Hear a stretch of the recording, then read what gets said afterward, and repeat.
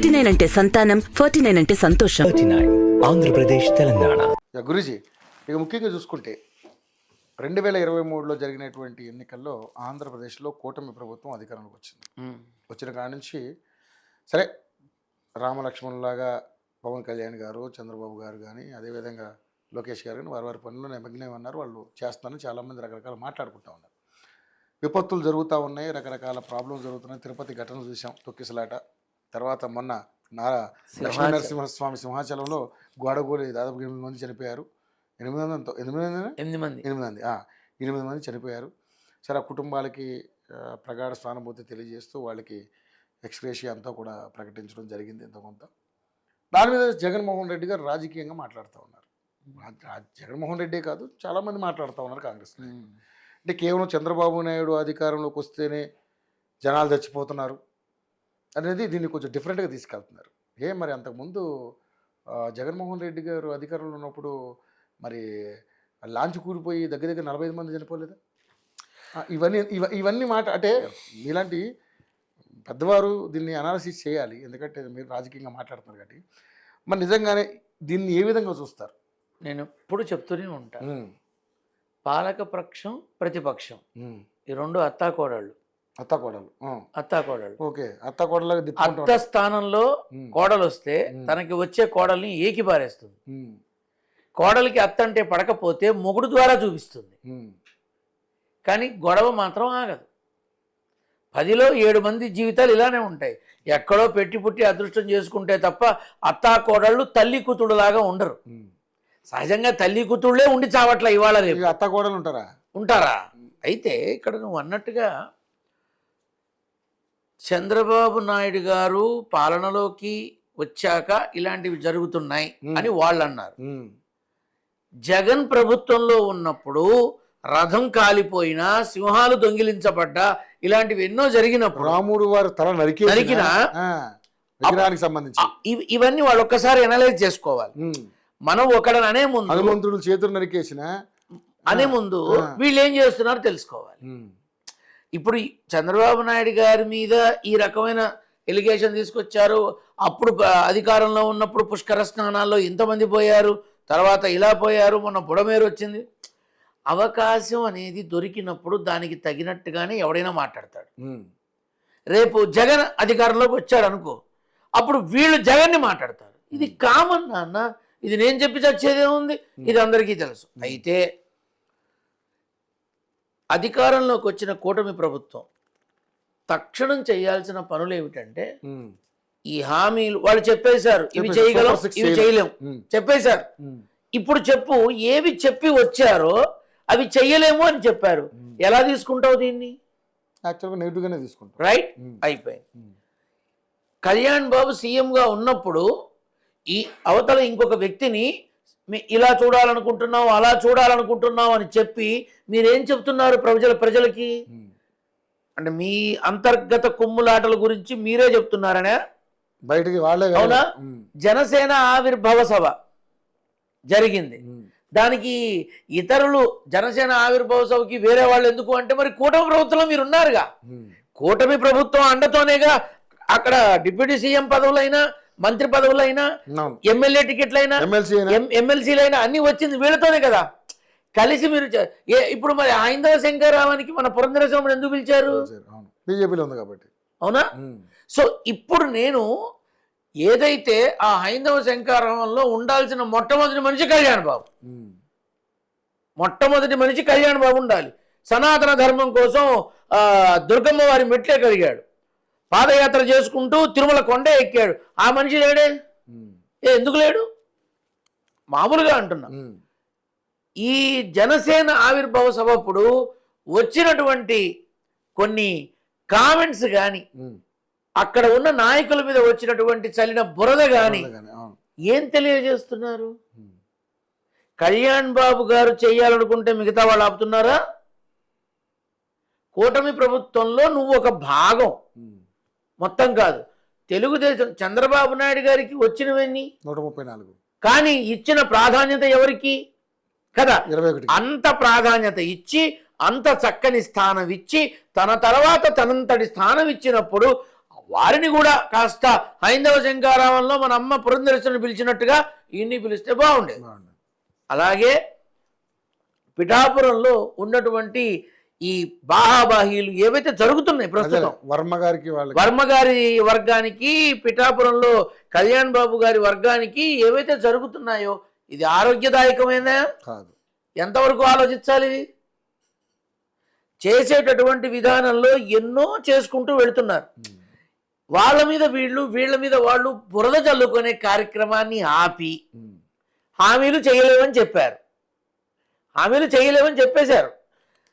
ఏదైతే నిరుద్యోగ భృతి, ఉద్యోగ అవకాశాలు ఇంకా ఏం క్లారిటీ లేదు.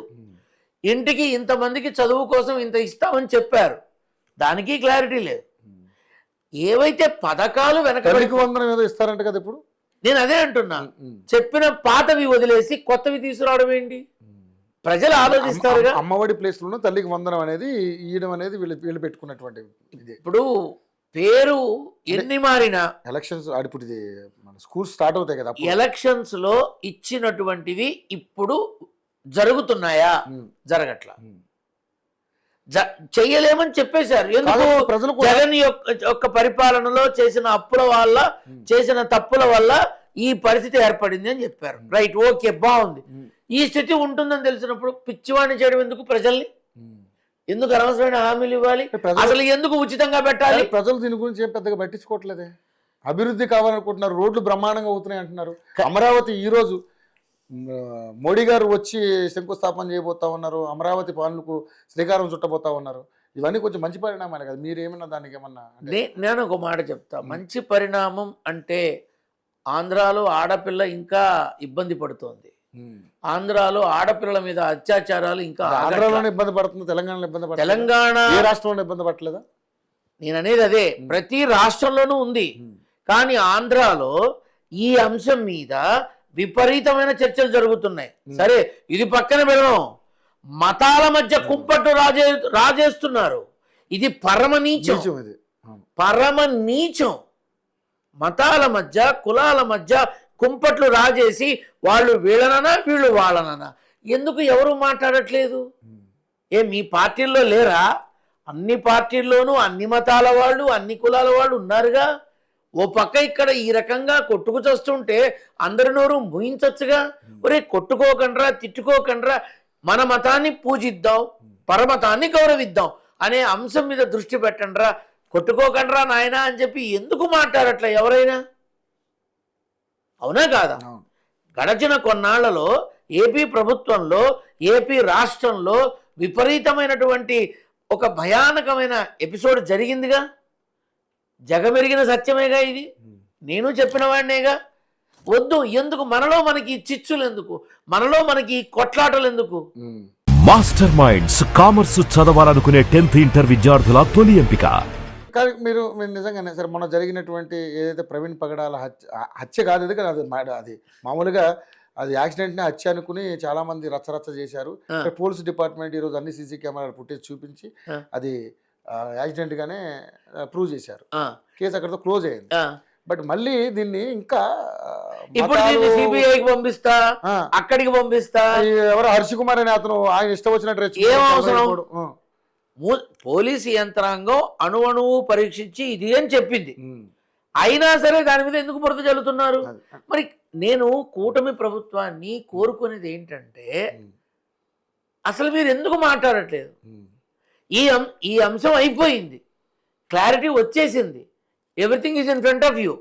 ఇక మాట్లాడకండి దయచేసి. మీరు మతాల మధ్య కుంపట్లు పెట్టుకోకుండా ఎందుకు చెప్పట్లేదు? Asking straight question. ఇప్పుడు ప్రధాని నరేంద్ర మోడీ గారు వచ్చి ఈ కార్యక్రమాన్ని చూస్తారు. ఇప్పుడు దీన్ని కూడా తప్పుపడతారు. రాసుకోను. అప్పుడు వచ్చారు, మట్టి ఇచ్చారు, నీళ్ళు ఇచ్చారు, ఇప్పుడు వచ్చారు సిమెంట్ వేశారా, ఇలానే మాట్లాడతారు. వ్యంగ్యంగా మాట్లాడతారు, తప్పు చేసి మాట్లాడతారు, తప్పుగా మాట్లాడతారు. పాజిటివ్గా ఎవరు తీసుకోరు. ఈ రోజుకి టీడీపీలో చాలా మందిలో ఎవరైతే వాళ్ళ కోరుకున్న అనుభవానికి, 5-6 సార్లు ఎమ్మెల్యే అయినందుకు, దానికి ప్రజా అభిమానం పొందినందుకు ఇన్ని ఉన్నా కూడా మాకు మంత్రి పదవి దక్కలేదనే ఆశావాహులు ఎవరైతే ఉన్నారో ఈ రోజుకి చాలా మంది ఉన్నారు, కానీ బయటపడరు చాలా మంది. 134 వచ్చిన మనకి కర్మ ఏంటి, 20 వచ్చిన వాళ్ళకి ఇంత ప్రభావం ఏంటని లోపల అనుకోకుండా ఉంటారా? నేను ఒకటే అడుగుతున్నా. అనుకుంటారు. నేనంటే మూర్ఖపుండా కొడుకుని అన్ని ఉన్నది ఉన్నట్టు మాట్లాడతా, కానీ బయటకి ఎవరు వచ్చి ఎందుకు చెప్పట్లేదు? చంద్రబాబు నాయుడు గారు. చంద్రబాబు నాయుడు గారి మీద గౌరవంతో ఆయన ఆజ్ఞని శిరసా వహిస్తున్నారు. అలాగే ఆయన రాష్ట్రం మొత్తంలో ఏవైతే జరుగుతున్నాయో వాటి మీద ఒకసారి ఉక్కుపాదం వేస్తే సరిపోతుందిగా, అవునా? సో ఇక్కడ నేను చెప్పేది ఏమిటంటే, అమరావతి అయిపోతుందా 2-3 ఏళ్లలో? కాదు కదా. ఒకవేళ రేపు ప్రభుత్వం, నేను మామూలుగా అమరావతి అయిపోతుందా ప్రభుత్వం మారితే, అమరావతి డెవలప్మెంట్ కోసం చంద్రబాబు నాయుడు గారు అవిరామ కృషి చేస్తున్నారా లేదా అనేది కావాలి ఇక్కడ. ఆయన ఇప్పుడు కాదు, 2019కి ముందు 14 నుంచే మొదలు పెట్టారు. మన క్యాపిటల్ ఏది అంటే అమరావతి వస్తుంది, ఇంకోటి రాదు, 3 రాజధానులు రాదు, అమరావతి వస్తుంది. So he started the hard work which is from 2014. అప్పటి నుంచే. ఇప్పుడు రేపు ప్రభుత్వం మారితే పరిస్థితి ఏంటి?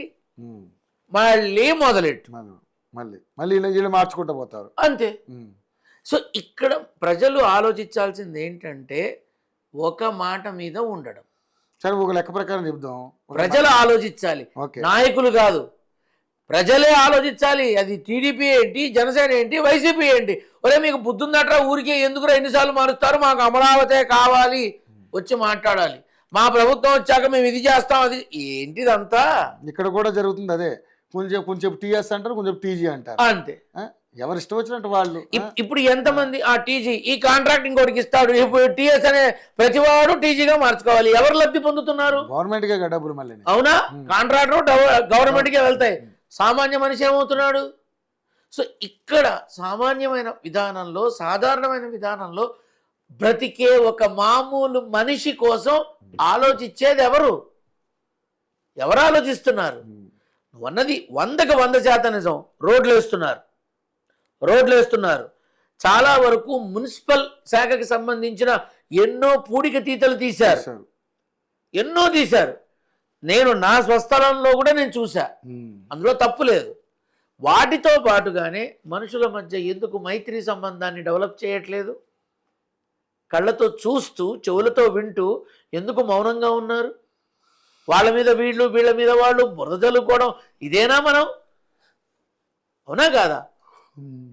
సో నేనేమంటానంటే, ఇప్పుడు వైసీపీ అధినేత జగన్కి ఆహ్వానం అందింది, రేపు వస్తారా అమరావతికి? That shows the character of the person. ఖచ్చితంగా చెప్తున్నా. ఎందుకంటే ఇప్పుడు మాజీ ముఖ్యమంత్రి ఎంత కాదనుకున్నా, ఆయనకి ఇస్తారు కంపల్సరీ ఆహ్వానం వస్తుంది, రైట్? సో ఇప్పుడు విషయం ఏమిటంటే, ఇప్పుడు మోడీ వచ్చారు, రేపు చేస్తారు. యాజ్ పర్ అడ్వాన్స్ టెక్నాలజీ అమరావతిని డెవలప్ చేయడానికి ఎంత కాదన్నా 7 to 8 years పడుతుంది ఈజీగా. 2-3 ఏళ్లలో అవ్వదు, అసలు అవ్వదు. 2020 ఒకవేళ మళ్ళీ చంద్రబాబు నాయుడు గారు వస్తే అధికారం కంప్లీట్ చేసేస్తారంటారా?